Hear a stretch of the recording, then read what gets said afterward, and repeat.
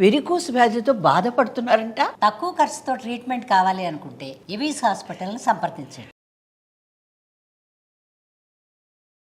నమస్తే రమ్మగారు. నమస్తే రమ్మగారు, తల్లిదండ్రులు చేసే దాన ధర్మాలు, మంచి చెడులు, కర్మ, వీటికి సంబంధించి పిల్లలకి వస్తాయి అంటాం. మనం చూడండి, ఏ తప్పు చేసినా అమ్మో ఆ ఉసురు మా పిల్లలకు తగులుతుంది, లేకపోతే ఆ మంచి నా పిల్లలకు వస్తుంది, ఇట్లా మాట్లాడుకుంటాం కదండి. ఇది తల్లిదండ్రుల వరకు. అయితే తాతలు, ముత్తాతలు, వారివి కూడా పిల్లల దాకా వస్తాయా రమ్మగారు? వర్తిస్తాయా? కానీ ఇది నా ప్రశ్న కాదు, నిజంగా కామెంట్లో వచ్చిన క్వశ్చన్ అండి. ఇప్పుడు నమ్ముతున్నావా? నమ్మాలి రమ్మగారు, నమ్మాల్సిందే. ఖచ్చితంగా. దేవుడు ఉన్నాడంటే నమ్ముతున్నాం కదా. తాత బొచ్చే తరతరాలు అంటారు, అంతే కదా. అంతే. జీన్స్ ఇంచుమించు 7 తరాల వరకు ఉంటాయి. మనకు చిన్నప్పుడు నీకు గుర్తుందా? ఇప్పుడు మనం మానేసాం. అటేడు తరాలు ఇటేడు తరాలు చూడాలి పెళ్ళికంట. ఖచ్చితంగా కదా. అవును. తండ్రి వైపు తల్లి వైపు కూడా చూడాలి. ఆ చాలు వస్తుంది, ఆ పోలిక వస్తుంది, ఆ విధాన ప్యాటర్న్ ఫాలో అవుతుంది. జీన్ ప్యాటర్న్ ఫాలో అవుతాం. అవును, జీన్ ప్యాటర్న్ ఫాలో అవ్వబడుతుంది. ఈ కర్మలు, వివాహేతర సంబంధాలని కానీ, ఏవైనా వ్యసన పరత్వం అని కానీ, లేకపోతే ఇతరులని మోసం చేయటము, దొంగతనం లాంటి హ్యాబిట్స్ ఫ్యామిలీస్లో, లేకపోతే ఇంటర్కాస్ట్ మ్యారేజెస్, ఇప్పుడు కొంచెం అది సహజం అయిపోయింది అనుకో. ఇదివరకటి కాలంలో వీళ్ళ మేనత్త సరైంది కాదు, లేదా వీళ్ళ అమ్మ వాళ్ళ మేనత్త, వీళ్ళ నాన్న వాళ్ళ మేనత్త అని కూడా మానుకునేవాళ్ళు పెళ్ళిళ్ళు. అవును. పింతలకి ఏదో ప్రాబ్లం ఉంది, ఇలాంటివి చెప్పుకునేవాళ్ళు. పాత పద్ధతిలో ఉండేది. ఇప్పుడు మనం ఏంటంటే వ్యక్తిని చూసి వివాహం చేసుకునే పరిస్థితిలోకి వచ్చాం. అంతే. వ్యక్తుల్ని చూసే వ్యాపార సంబంధాలు నెరవేరుస్తాం మనం. వ్యక్తులే తప్ప వాడి పూర్వపు వ్యవహారం అసలు యాక్చువల్గా వాడి గతం కూడా మనకు అక్కర్లే ఈ కాలానికి. అవును. వాడి ప్రీవియస్ లైఫ్ తోటి మనం ఏం చేసుకుంటాం? వీడు కదా మనకు కావాలి, ఇలా అనుకుంటామా? కానీ వాడి తాలూకు పూర్వము ఖచ్చితంగా, వాడి తాలూకు ఏమన్నా గతం ప్రభావాన్ని చూపిస్తుంది జనరల్గా. ఇప్పుడు ప్రతివాడి గతము వాడితో ఉన్నట్టే. గతం అంటే వీడు ఒకడే కాదు, వీడి నాన్న అమ్మ, వీడి తాతమ్మ అమ్మ కూడా ఉంటారు ఆ గతంలో. ఉంటారు. దాన్ని మనం తీయలేకపోతాం. జీన్ సైకిల్ని తీయలేనట్టుగానే కార్మిక్ సైకిల్ని కూడా తప్పించుకోలేము. తాతల ముత్తాతల నాడు సర్పదోషాలు, పితృదోషాలు ఉంటే ఫ్యామిలీలో అవి కంటిన్యూ అవుతాయి. సర్పశాపం, బ్రాహ్మణ శాపం, స్త్రీ శాపం ఇలాంటివి చెప్పబడతాయి జాతకాల్లో. సర్పశాపం అంటే కుమారులు ఓన్లీ మగపిల్లలే పుడతారు, ఆ పిల్లలు పుట్టడానికి శ్రమ అవుతుంది, కష్టపడతారు, అలాంటివి చెప్తారు. బ్రాహ్మణ శాపం ఉంటే జాతకాల్లో, అంటే ముందు తరాల్లో, జాతకం అనకూడదు, ముందు తరాల్లో ఉంటే కనుక వీళ్ళు అవమానపడతారు తరచుగా ఈ ఫ్యామిలీస్లో. ఇలా మనం ఎప్పుడైనా తెలుసుకుని మీకు ఫ్యామిలీకి ఇలాంటిది ఉంది అంటే దానికి ప్రతిక్రియ చేసుకోవచ్చు. అవును. కానీ మనకు అవన్నీ తెలుస్తాయా? బర్త్ టైములు సరిగ్గా తెలియవు. ఒకవేళ టైం తెలిసినా, మనకు అన్నీ అర్థమైనా, ఇది ఏదన్నా ప్రాబ్లం ఉంది ఇందులో, ఈ వ్యవహారంలో ముందుదేదో మనకు వెనకాల పడుతోంది అని అనిపించినప్పుడు మనం ఎవరిని అప్రోచ్ అవుతామో వాళ్ళు సరైన వాళ్ళు కావాలి. ఇక్కడ రాసు రావాలి. దాన్ని కూడా మంచి మిత్రుడు రావటం, మంచి గురువు దొరకటం, మంచి వైద్యుడు, స్నేహితుడు, గురువు, మిత్రుడు, డాక్టరు, దీంతో పాటుగా మంచి జ్యోతిష్యుడు, ఇది కూడా రాసుకు రావాలి చేయ. అవునండి. వాళ్ళ చేతులు పడి మోసపోతారు, మిస్లీడ్ అయిపోతారు చాలామంది పాపం. ఆ జ్యోతిష్యుడు కూడా వీళ్ళ జాతకంలో రాయబడి ఉంటాడు, సరైన వాడు. లేకపోతే మోసగింపబడాలి అని రాసుకొచ్చాడు అనుకో, అది వైద్యుడి చేత మన కర్మగాలి. వైద్యుడితోటి మోసగింపపరచబడచ్చు, మిత్రుడితోటి మోసగింపబడచ్చు, గురువుతోటి, జ్యోతిష్యుడితోటి, ఎవరో ఒకళ్ళతో మోసగింపబడతారు. ఇవన్నీ రాసుకు రావాల్సిందే, అంతేగా ముందు నుంచి తెచ్చుకోవాలి. సాధారణంగా మనకు ఒక పాఠం ఈ కర్మ సిద్ధాంతపు లెక్కల్లో ఏం చెప్తారంటే, మనం ఎవరికి రుణపడి ఉంటామో, లేదా ఎవరు మనతో తీవ్రమైన రుణాలు కలిగి ఉంటారో వాళ్ళు మన ఇంట్లో సంతానంగా పుడతారు. మనము రుణపడి ఉన్న పిల్లలేమో బాగా మన డబ్బంతా, మన సేవంతా తీసుకుంటారు. మనకే రుణపడి ఉన్న పిల్లలేమో మనకే సేవిస్తారు, మన్నే సేవిస్తారు. ఏదో పిల్లలకి సాధారణంగా చేయించుకోవాల్సిన క్రియలు మాత్రమే చేయించుకుని తర్వాత వాళ్ళ డబ్బు, వాళ్ళ సర్వీసు అంతా పేరెంట్స్కి ఇస్తారు. ఇందులో తటస్థులు ఉంటారు కొంతమంది. వాళ్ళకి ఏదో ఒక ఇచ్చిపుచ్చుకునేది ఉంటుంది ముందు జన్మల్లో. వివాహాలు అయ్యేదాకా లేదా సంపాదన వచ్చాక బయటకు వెళ్ళిపోతారు. ఇక అమ్మా నాన్నతో సంబంధ బాంధవ్యాలే ఉండవు. ఉమ్. అంటే ముట్టని కొడుకుల్ని మనం ఎన్ని వేల మందిని చూస్తామమ్మా చూస్తున్నామండి ఈ రోజుల్లో. కదా. ఈ రోజుల్లో ఇప్పుడంటే ఫారిన్ వెళ్ళిపోతున్నారు. పాత రోజుల్లో కూడా ఉండేవాళ్ళ, మా అత్తారిళ్ళకి వెళ్ళిపోయేవాళ్ళు, వేరే ఊళ్ళకి వెళ్ళిపోయేవాళ్ళు, ఊళ్ళోనే ఉండి అస్సలు మొహాలు చూసుకోకుండా నాన్న చచ్చిపోయినప్పుడు తలకొరివి పెట్టడానికి మాత్రమే వచ్చేవాళ్ళు, తలకొరివి కూడా రాని వాళ్ళు ఇదివరకు కూడా ఉన్నారమ్మా. ఇప్పుడు కాలం చెడిపోయిందని అనుకోకూడదు. ఈ చెడిపోయిన కాలం ఏనాడు ఉంది. ఉమ్. ఇవన్నీ మన కర్మబంధాల వల్లే ఇవి అవుతాయి.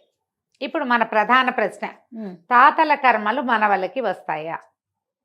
ఖచ్చితంగా వస్తాయి. తాతలు చేసిన పాపాలు మన వాళ్ళ వెంట పడతాయి, ఆ కుటుంబం వెంట పడతాయి. మరి మనవడు కుటుంబంలో భాగం కాబట్టి వాళ్ళు అనుభవించాల్సి వస్తుంది. అంతేగా. తాతలకి ఇతరత్రా సంబంధ బాంధవ్యాలుండి స్త్రీని ఇంట్లో ఆడవాళ్ళని ఏడిపించిన, లేదా బయట ఆడవాళ్ళని ఏడిపించుకుని తిన్నా, ఏవైనా భ్రూణహత్యలు లాంటివి, శిశుహత్యలు లాంటివి, అలాంటి వాటికి పాల్పడితే అవన్నీ కూడా వీళ్ళ తర్వాత తరాల్లో శాపాలుగా పరిణమిస్తాయి. ఉమ్. మనం అన్నీ బాగుంటాయి, కొన్ని కుటుంబాలు చూస్తాం వాళ్ళ ఇంట్లో పిల్లలు కలగరు, అవును. పుట్టిన పిల్లలు జబ్బుగా నాదారిగా ఉంటారు. ఏం చేసినా డబ్బులున్నాయి, డబ్బు ఉంది, అన్నీ ఉన్నాయి, పిల్లడు సరిగ్గా లేడు. ఉమ్. ఏం ఉమ్. ప్రయోజనం అమ్మా? అది పాపం వీళ్ళ పూర్వకరమైన అయి ఉండొచ్చు, పితరుల పూర్వకరమైన అయి ఉండొచ్చు. ఓ. జనరల్గా వీటిని తప్పించుకోవటం ఎట్లా అని వెంటనే ఒక ప్రశ్న స్పీడ్గా వస్తుంది, అవును. ఎలాగ వీటిని తప్పించుకోవటం? ఒకవేళ ముందు తరాల్లో మీకు దోషాలు జరిగినాయి అని ఎవరైనా మహానుభావుడు జాతకం చూసి చెప్తే దానికి పరిహారం రకరకాల పద్ధతులు ఉన్నాయి చేయ. ఉమ్. జ్యోతిష్యుడు సరైన వాడయ్యి, నిజంగా దైవజనుడు, దైవజ్ఞుడు, భగవంతుడికి సంబంధించిన వాడే అయి ఉంటే కనుక దైవజ్ఞుడే, మనకు తెలిసిన వాడు. ఇప్పుడు జ్యోతిష్యుడు వేరు, దైవజ్ఞత వేరు. అంతే. ఊరికే చదవటం కాదు, నీ బాలిటికి దైవంగా పరిణమించే వాళ్ళు ఉంటారు. నారాయణ బలిని అలాంటి కొన్ని ప్రత్యేకమైన విధానాలు ఉన్నాయి. ఉహు. మన పూర్వల ముందు తరాల వాళ్ళ వల్ల మరణించి ఎవరైనా మరణిస్తే గనక వాళ్ళకి ఏ క్రియలు జరగకపోవటం, లేదా వాళ్ళు ఎక్కడో అలో లక్షణాన్ని వాళ్ళ కుటుంబాలు ఏడుస్తూ ఉండటం, అలాంటప్పుడు వాళ్ళ పేరు చెప్పి మనం నారాయణ బలి ఇలాంటివి జరిపించవచ్చు. కొన్ని క్రియలు ఉన్నాయి. ఉహు. ఇప్పుడు కూడా మనం కొంతమంది పెద్దవాళ్ళని చూస్తున్నాం, ఉమ్. ఏంటి మన దగ్గర పితృదోష నివారణార్థం పూజలు చేస్తాము అని. ఈ పితృదోషాలలో ఇవి కూడా ఉంటాయి. ఓకే. ఒకటి పితరులకి నీళ్ళు ఇవ్వకపోవటమే కాదు, మనం తాత తండ్రులకి ఏమంటారు నివాపాంజలి అంటారు, ఏమన్నాళ్ళు మనం ఈ తిలలు నువ్వులో తలటము, తలకొరువులు సరిగా పెట్టము, సక్రమమైన కర్మాంతరాలు జరగకపోవటం, దాంతోపాటుగా పితరుల వల్ల జరిగిన దోషాలు, ఉహు. వాటికి కూడా తప్పనిసరిగా క్రియలు జరుగుతాయి. ఓకే. దీన్ని మన వాళ్ళు మామూలు పద్ధతిలో 2 విధానాలు చెప్తారు జయ, ఎవరైనా చేసుకునేది. ఇప్పుడు నారాయణ బలి చేయాలి, అక్కడెక్కడికో వెళ్ళాలి, అదేదో ఊరు వెళ్ళాలి, ఎవరికి వీళ్ళ వల్ల ద్రోహం జరిగిందో వాళ్ళెవరో మనకు తెలియదు, అప్పుడు ఎట్లా? అప్పుడేం చేయాలి? అసలు జరిగిందో లేదు, మనం ఇక్కడ ఏదైనా చేసామనుకో, ఏదో జరిగిందని ఊహించి వారా ఆసెమ్మ ఓసెమ్మ చెప్పారని చేయించామనుకో, అదేమైనా మనకు కొట్టేస్తే అదొక భయం ఉంటుంది. అవును కదా. ఏది కొట్టేయకుండా, మనకి ఏది రాకుండా, ఎవరైనా సాధారణంగా సింపుల్గా మామూలుగా చేసుకోగలిగే 2 విధానాలు ఉన్నాయి. ఇది పెద్దవాళ్ళందరూ చెప్తారు, అందరూ. ఒకటి నామ సంకీర్తన, రెండోది అన్నదానం. ఈ 2 పూర్వం నుంచి ముందు నుంచి సంక్రమించిన పాపాలని పోగొడతాయి. ఓ. మనకు అసలు మామూలుగానే కలువు నామ సంకీర్తనం అని చెప్తారా జయ. ఈ సంకీర్తన అంటే నువ్వు లోపల కాదు, పైకి పైకి. దానివల్ల ఏమవుతుంది, మన వాతావరణం శుభ్రపడుతుంది. మనతో ఉన్న వాళ్ళు, ఇప్పుడు నువ్వు పైకి నేను రామకృష్ణ కృష్ణ 4 సార్లు అన్నాను అనుకో, నువ్వు కూడా నాతో కృష్ణ అంటావు. రోజుకి నేను 10 సార్లు అంటాను, నువ్వు 2 సార్లు అయినా అంటున్నావా నాతోటి? ఖచ్చితంగా అంటాం, గ్యారంటీగా అంటారు. ఇప్పుడు నేను ఏదో పాట పాడతాను, ఒక 5-6 సార్లు పాడతా, ఓసారైనా నువ్వో సాయో ఎవరో ఒకళ్ళు ఏదో ఒక్క పదమైనా పడుతుందా? మీరు ఇంటికి వెళ్ళాక ఆ పదం అనుకుంటారా అనుకోరా? సినిమా పాట వెంబడపడదు మనది, అది మన వెనకాల పడుతుంది. ఎలా పడుతుంది? అది మన ఆ వినికిడి మనసులోకి వెళ్ళటం, చెవుల ద్వారా అది మనసులోకి వెళ్ళి మళ్ళీ మళ్ళీ రీకలెక్ట్ అవుతూ ఉంటుంది. అందుకని నామ సంకీర్తనం మంచిది. అది మన పూర్వపు పాపాలని, మన ముందు తరాల్లో ఉన్న పాపాలని తగ్గిస్తుంది, పోగొట్టేస్తుందని కాదు, కానీ తగ్గిస్తుంది. తగ్గించి దాని ఇంపాక్ట్ మన మీద నుంచి కొంత తీసేస్తుంది. కొన్ని గ్రహాలు శాంతిస్తాయి, వాతావరణం కొంత పవిత్రం అవుతుంది, ప్రజలకి మన పట్ల ఉన్న అవగాహన మంచిదిగా అవుతుంది. బెటర్ పార్ట్ చూపిస్తా ఉన్నాం. బెస్ట్ పార్ట్ ఎప్పుడు కూడా మనం బెస్ట్ పార్టే కదా చూపిస్తాం. అంతేగా ఈ నామ సంకీర్తన వల్ల బెస్ట్ పార్ట్ ఎక్కువగా చూపించబడుతుంది. ఓకే. దానివల్ల మీ ముఖంలోకి కళ వస్తుంది, దైవ కళ. ప్రజలు నిన్ను రిసీవ్ చేసుకునే విధానం మారుతుంది. అందుకని నామ సంకీర్తన ప్రాక్టీస్ పెట్టుకోండి తప్పకుండా. మీరు కూర్చునేటప్పుడు, లేచేటప్పుడు ఎప్పుడు కూడా ఏదో కృష్ణ, నారాయణ, గోవింద, వాసుదేవ, జనార్దన, మధుసూదన, మీకు ఏ పేరు ఇష్టమైతే అది ఆ పేరు తలుచుకోండి. రామ. అన్నిటికంటే ఎక్కువ తరింపజేసేది రామనామమే. అంతే. మంచి పదం అనుకోండి. ఎవరినైనా తిట్టేటప్పుడు కూడా ఇలాంటివే మంచి పేర్లతోటే తిట్టండి. వాళ్ళమ్మ, వాళ్ళ నాన్న, వాళ్ళ అక్కయ్య, వాళ్ళందరినీ గుర్తు చేసుకోకండి. వాటి వల్ల పాపాలు తప్పిస్తే మీకు పుణ్యం రాదు. అదే ఓ నీ కృష్ణ అంటే ఏం కృష్ణుడివి రా నువ్వు, ఇలా చేస్తున్నావు. 2 సార్లు వస్తాడు కృష్ణుడు. అదే వాడు బంగారు కొండ అయిపోతాడు కొన్నాళ్ళకి. బాగుంది. పొరపాటును కూడా వేరే వేరే పదాలు వాడకండి, ఇలా వాడండి. కొత్త తిట్లు అంతే. రెండోది అన్నదానం. అన్నం తిన్న ప్రతివాడు వాడికి లోపల ఆత్మారాముడు శాంతిస్తాడు. ఆ శాంతే మనకు కావాలి. వాడు అన్నదాత సుఖీభవ నిన్ను దీవించక్కర్లా, దీవిస్తే ప్లస్, దీవించకపోయినా ప్లస్సే. వాడి లోపల అగ్నిహోత్రుడు శాంతించాడు మనం పెట్టిన అన్నంతో అంటే వాటి లోపల సబ్కాన్షియస్లోనే ఒక సెంటెన్స్, వీళ్ళకి అన్నం పెట్టారా బాబు, వీళ్ళెవరో దొరికారు మనకి. అవును. అది మనకి ప్లస్ అండ్ బ్లిస్. రైట్. ఎప్పుడు బ్లెస్సింగ్గానే ఉంటుంది అది. ఈ రెండింటినీ కనుక మనం ప్రాక్టీస్లో పెట్టుకుంటే చాలా సమస్యల్ని మనం తగ్గించుకోగలుగుతాం.